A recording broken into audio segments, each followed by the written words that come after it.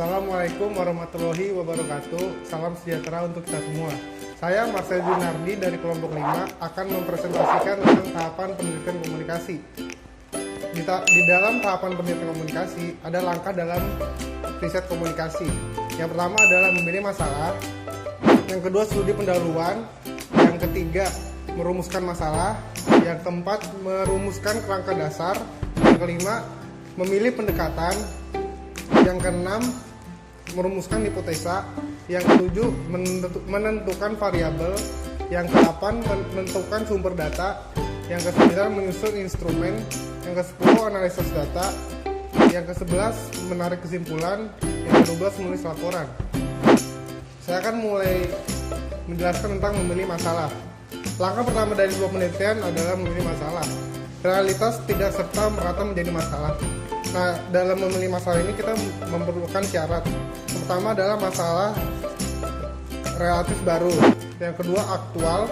Yang ketiga, praktis. Yang keempat, memadai. Yang kelima, sesuai dengan kemampuan peneliti. Yang keenam, tidak melanggar hukum negara. Yang terakhir adalah ada keterhubungan antara dana dan waktu. Yang kedua yaitu studi pendahuluan.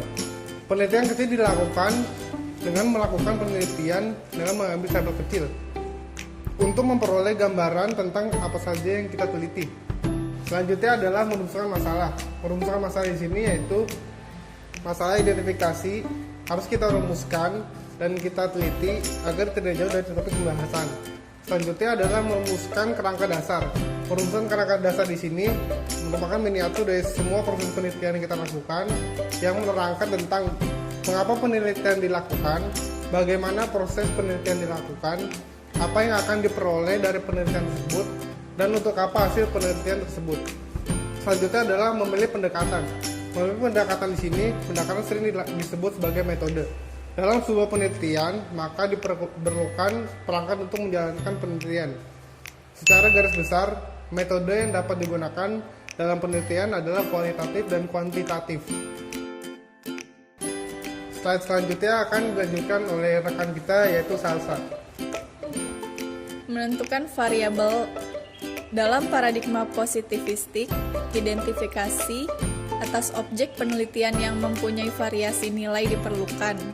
Secara umum, variabel dalam pendekatan kuantitatif adalah variabel bebas dan variabel terikat.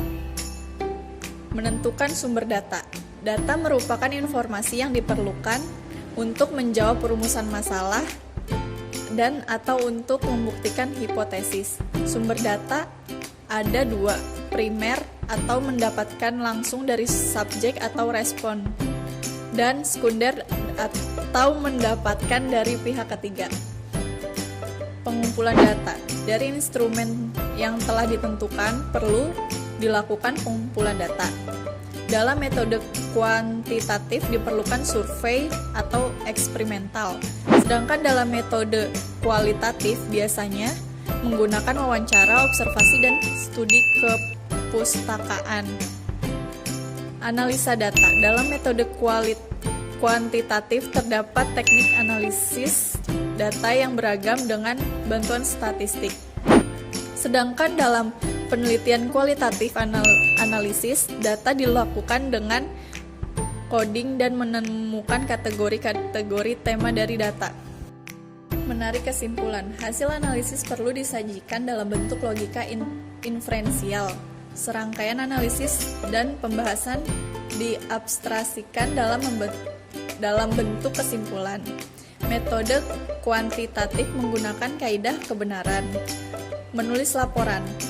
Hasil penelitian perlu dilaporkan agar sesuai dengan nilai konfirmitas dan objektivitas. Penulis laporan penelitian disesuaikan dengan sistematika yang telah ditentukan. Sekian presentasi dari kelompok 5. Apabila ada kesalahan mohon dimaafkan. Assalamualaikum warahmatullahi wabarakatuh.